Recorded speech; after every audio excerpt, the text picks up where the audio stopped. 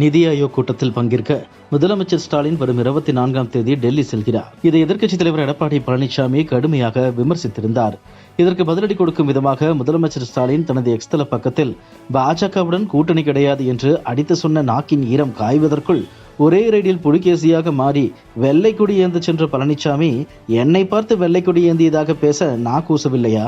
இந்த ஸ்டாலினின் கை கருப்பு சிவப்பு கழக கொடியை ஏந்தும் கை, பேரறிஞரால் தூக்கிவிடப்பட்ட கை, கலைஞரின் கரம் பற்றி நடந்த கை. என்னாலும் உரிமை கொடியைத்தான் ஏந்துவேன், ஊர்ந்து போக மாட்டேன். இன்றைக்கு கூட தமிழ்நாட்டின் உரிமைக்காக உச்சநீதிமன்றத்தில் வழக்கு தொடுத்துள்ளேன். கொண்ட கொள்கையில் உறுதியாக நிற்பேன், தமிழ்நாட்டிற்கான நிதியை போராடி பெறுவேன் என பதிவிட்டிருந்தார். இதையடுத்து எடப்பாடி பழனிசாமி சரமாரியாக கேள்வி எழுப்பியுள்ளார். அவர் தனது எக்ஸ்தல பக்கத்தில் முந்தைய 3 ஆண்டுகள் நித்தி ஆயோக் கூட்டங்களை தமிழ்நாடு புறக்கணிக்கப்படுகிறது என்று வீரவசனம் பேசி தமிழ்நாட்டின் முதலமைச்சராக தமிழ்நாட்டின் நியாயமான நிதி உரிமையை பெற செல்லாத நீங்கள் இப்போது மட்டும் செல்ல வேண்டிய காரணம் என்ன? தமிழ்நாடா? இல்லவே இல்லை, உங்கள் குடும்பம்தானே. ரெய்டை பார்த்து யாருக்கு பயம்? திரு ஸ்டாலின் அவர்களே, அது கண்ணாடி. உங்களை பார்த்து நீங்களே ஏன் பேசிக் கொண்டிருக்கிறீர்கள்?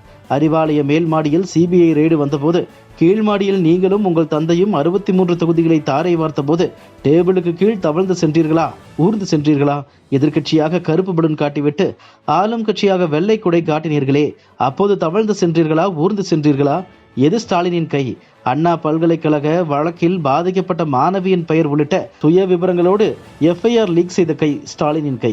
ஜாபர் சாதிக் போன்ற இன்டர்நேஷனல் ட்ரக் மாஃபியா தலைவனை அயலக அணி அமைப்பாளராக நியமித்த கை உங்கள் கை. ஞானசேகரன் முதல் தெய்வச் செயல் வரை சகல பாலியல் குற்றவாளிகளையும் அவர்கள் பின்னணியில் இருக்கும் சார்களையும் பாதுகாக்கும் கை உங்கள் கை. அண்ணா நகர் 10 வயது சிறுமி பாலியல் வழக்கில் உங்கள் கீழ் இயங்கும் காவல்துறை மீது நம்பிக்கை இல்லாமல் உயர்நீதிமன்றம் தாமாக வந்து சிபிஐ விசாரணைக்கு உத்தரவிட்டதை எதிர்த்து உச்சநீதிமன்றம் வரை சென்ற கை உங்கள் கை. தேர்தல் கூட்டணிக்காக மேகதாது முதல் முல்லை பெரியாறு வரை தமிழ்நாட்டின் உரிமைகளை அடகு வைத்த கைதான் உங்கள் கை. 7.5% இடஒதுக்கீடு வந்தபோது ஆளுநர் ஒப்புதல் அளிக்காத சூழலிலும் அரசியலமைப்பு சட்டத்தின் 162வது பிரிவை பயன்படுத்தி அரசாணை வெளியிட்டு மாநில உரிமையை நிலைநாட்டியவன் நான். அப்போது நீங்கள் ராஜ்பவன் வாசலில் அரசியலோ அவியலோ செய்து கொண்டிருந்தீர்களே, நினைவிருக்கிறதா? அதனால் மாநில உரிமைகளை பற்றி மாண்புமிகு அம்மா அவர்கள் வழிவந்த என்னிடம் பேச உங்களுக்கு எந்த அருகதையும் இல்லை. கச்சத்தீவு முதல் காவிரி வரை தமிழ்நாட்டின் உரிமைகளை தாரை வார்த்த நீங்கள் மாநில உரிமை பற்றியெல்லாம் பேசினால் மக்கள் சிரிப்பார்கள். இதற்கெல்லாம் பின்னர் வருவோம். நான் கேட்ட கேள்வி என்ன? யார் அந்த தம்பி? உங்களுக்கும் அவருக்கும் என்ன சம்பந்தம்? உங்களுக்கும் உங்கள் மகனுக்கும் மிகவும் வேண்டிய நபர் என்று சொல்கிறார்களே, இடி ரைடு என்றதும் ஏன் அந்த தம்பி நாட்டை விட்டு தப்பிச் சென்றார்? டாஸ்மாகில் தம்பி அடித்த கொள்ளையில் உங்களுக்கும் உங்கள் குடும்பத்தினருக்கும் பங்கு இருக்கிறதோ என்ற சந்தேகம் மக்களிடையே வலுவாக இருக்கிறது. உங்களுக்கு தெம்பு இருந்தால், திராணி இருந்தால், வக்கு இருந்தால் அதற்கு முதலில் பதிலை சொல்லிவிட்டு மற்றதை பேசுங்கள். உங்களின் எல்லா மடைமாற்று பேச்சுகளும் பதிலளிக்க நான் தயார். ஆனால் மக்களுக்கு ஒரு உண்மை தெரிஞ்சாகணும். மீண்டும் கேட்கிறேன், யார் அந்த தம்பி என எடப்பாடி பழனிசாமி பதிவிட்டுள்ளார்.